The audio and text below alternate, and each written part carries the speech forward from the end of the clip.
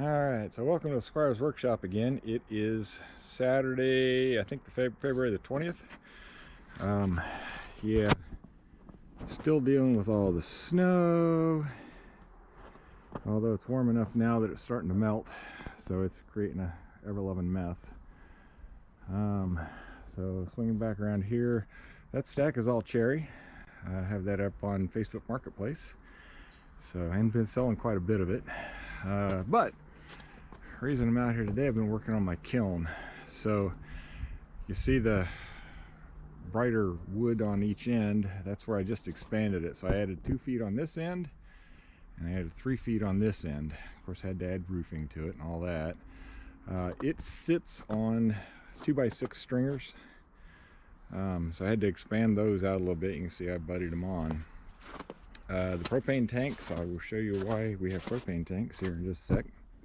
So going inside, pardon the shaky camera.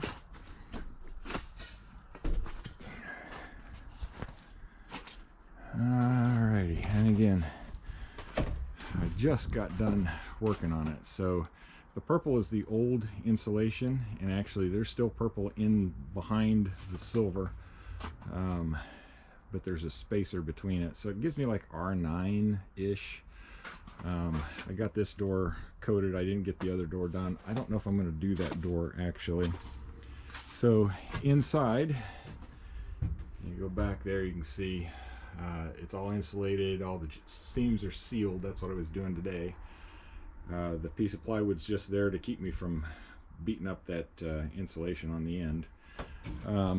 These 4x4s are 12 feet long, so to that point is 12 feet. And then you get into my mechanicals. Walking on mud, yay. So the big white thing there is a dehumidifier. It pipes out to the outside, and then a fan and a space heater. And I just got that Mr. Heater as I was drying this cherry. That thing puts out like 15,000 BTUs, and between all the gear going, I actually don't run the space heater during that time, but that got my wood down to 7-8%. So it really does a good job. Pulls a lot of moisture out. I wasn't sure about it when I was setting things up, so I actually got that piece of cement backer board with the thought that I was going to put that space or that propane heater farther back, but it's kind of a moot point now. So eventually I might take that back down and then put more of the silver stuff up around it, just to be additional insulation down on that end. I don't want to get this place airtight though, because I need air to make the propane burner work. So that's a thing. But that propane, the tube that goes out, or the hose that comes out of it, actually goes to the outside. Step out here again, and we're behind the door now, but that's where my propane tanks are. I've got 2 full ones and 2 empty ones right now. The one that it is sitting on is a bad tank. It leaks, so that's its job now, is to hold that thing up. And then a box fan to circulate the air, and like I say, the dehumidifier pulls the moisture out, and there's a bucket on the outside there that it drains into. That before I expanded it, I had all that cherry in here, and I had about 450-ish board feet of cherry in here, and that put the stack up to just above my head. But I was limited because you can see the new section of floor down there. I was limited because actually all my mechanicals were down on that end, so I lost space there. And then I could come up to about where this 2x4 is. That was the old floor, and that's where the old wall was. So it limited me to about 9, maybe 10 feet of space for length. So with this new setup now, I can actually go farther than that, and it gives me about 14 feet if I move the fan, which is really nice because it gives me a lot more space to get some longer boards in here, longer slabs, and I've got some that are 14 feet plus. So the next step is to load this puppy up. Cost wise, and actually the mill's paid for it, but just the cheap plastic roofing, gosh, that's not easy to say, is $20 a sheet. The RMAX that you see there, that is like $25 a sheet. There's 10 sheets of it in there. This stuff here I think was like 18 or 20, and there's 10 or 12 sheets of that in there. And then the plywood for the sheathing, that's CDX plywood. Of course, prices have gone up since I built the initial part of it, but I want to say it's like 10 or 12 sheets of plywood between the roof and the floor and all the sides. Plus, at the time I bought the lumber, so 2x4s and 2x6s and all the lumber that goes into it. Plus, it's sitting on concrete blocks. I had to buy those. All told, sitting there without the gear, because that's another cost, you're probably looking at about $1,500 I've got wrapped up into just this structure. And then the dehumidifier cost me $250. Fans $20. I want to say the space heater was about $30, but the Mr.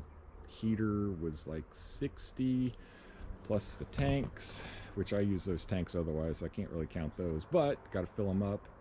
Right now it's costing me about $18 a pop to fill them up. With that heater, the propane heater, if I put it on its medium setting, that gets me to, well, during the winter it gets me to about 90 degrees in here with the old insulation, so I'm hoping it's going to get better with the new insulation. But on the medium setting, so there's 3 settings. On the medium setting, it'll run for about 48 hours on a tank. And then, like I said, I've got it remoted to the outside so I can change the tank and don't have to worry about blowing a tank up. On the high setting, it'll go about 30 hours. And my hope is that on that high setting, especially once spring comes and it starts warming up, that I'll be able to get it up to the 150 degrees to be able to kill bugs. During the winter, I didn't worry about it so much with the cherry. First off, the cherry doesn't have any bugs in it, not that I've found anyway. But I got it down to a nice moisture content, so it should kill pretty much anything in it. So, and that is my kiln, such as it is. It works really good. It is not fast by any means, but I don't need fast. I just need works. The cherry, I put it in, gosh, right at the end of October actually, and did it slow, so I didn't crank it up to 120 degrees and keep it there forever. I was running it at 80-90 degrees up to 100-110 at times, depending on the weather going on. And I pulled that cherry out the second week of January, and it, like I say, it was at 7-8%. So, and that's boards that are running a little over 8 feet long, and most of them are cut at 1 inch, but I had some that are 1.5 inches. So it did a really good job. No complaints. And I got some really big, really pretty slabs that are back in the back, hidden away. But all for sale. So hey, if you live in the St. Louis area, I'm on Facebook Marketplace.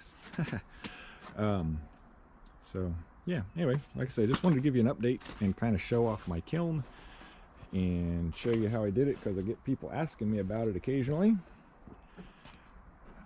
It's 8 feet tall on the inside, or right at, I think it's like 92 or 93 inches. So I got a lot of head space to be able to move stuff around. Since we're talking about it, you see the snow dripping off, or the melting off there. So those structures there, I actually built with oak that I milled on the wood miser, and then just had to put the roofing on it, so that worked pretty good. We had about 8 inches of snow, and I didn't have any problems with the roof, so other than my shields keep blowing, or at least those do, the black ones. The fronts, though, have done really good. And then I got extra stacks over there that I got no place to put. And I got a bunch of logs to mill yet. So that one there I think is oak. This one down here is elm. The one on top is elm. The one underneath is, I don't know. Oh no, that's yeah, silver maple. And then when we get over into here, there's some walnut in there and 3 Osage orange. So those are going to be fun. Actually, that one laying right there on top, that's Osage orange, and we're looking forward to getting into that. And then walnut underneath of it. Big walnut crotch log on the mill. That's going to be my first victim once the things thaw out enough. So yeah, it's supposed to be in the upper 30s today, and then tomorrow it's supposed to be in the low 40s and rain all day. So that's pretty much gonna melt all this snow and make a huge mess. And then into the week, it's supposed to actually get up into the 50s later this week. So we'll see how that goes. But so now I get to finish cleaning stuff up. I got to reload my kiln so I can get it rolling again. Gonna put a load of cherry and walnut and some sweet gum and some elm and maybe some pecan in there. We'll just see how it goes. So, and that should be ready toward the end of March if all goes well. All right, well, thanks for listening to me babble for a little bit, and I'll catch you on the next one.